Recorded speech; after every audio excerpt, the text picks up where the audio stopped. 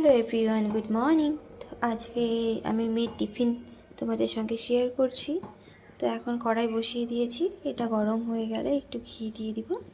দেখো কি করছি, আমি একদম সামান্য একটুখানি ঘি দিয়ে দিয়েছি, কারণ আমার মেয়ের পেটটা একটু ভালো নেই, তো একটু বমি করেছিল। একটুখানি একদম সামান্য সুজি দিয়ে দিয়েছি। ও দুদিন বমি করেছে, পেটটা একটু ব্যথা আছে, একদম অল্প করে সুজি করে নিচ্ছি। ঘিটা না দিলেও ভালো হতো, কিন্তু যেহেতু সুজিটা করছি তো খাবে অনেকক্ষণ পরে। আমার মেয়ে টেস্ট জিনিসটা ভালো বোঝে, টেস্ট না হলে খাবেই না, যার জন্য একটু সামান্য একটু ঘি দিয়ে দিয়েছি। এটা ভালো করে ভেজে করে নিই। দেখো বন্ধুরা, এটা সুন্দর সুজিটা ভেজে নিয়েছি, আমার ভাজা হয়ে গেছে। এখন এর মধ্যে আমি দিয়ে দিব সামান্য একটুখানি জল।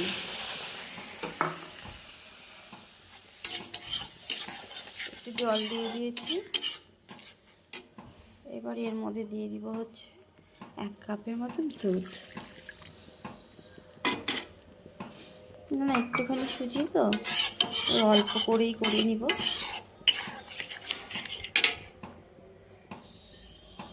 এখন দিয়ে দিব এর মধ্যে চিনি দিয়ে দিব স্বাদ মতন।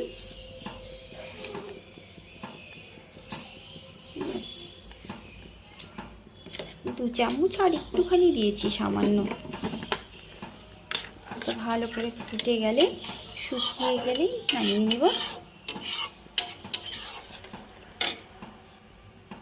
দেখো বন্ধুরা, অনেকটা হয়ে এসছে, আর 5 মিনিটও লাগবে না, 2 মিনিটের মধ্যে একদম রেডি।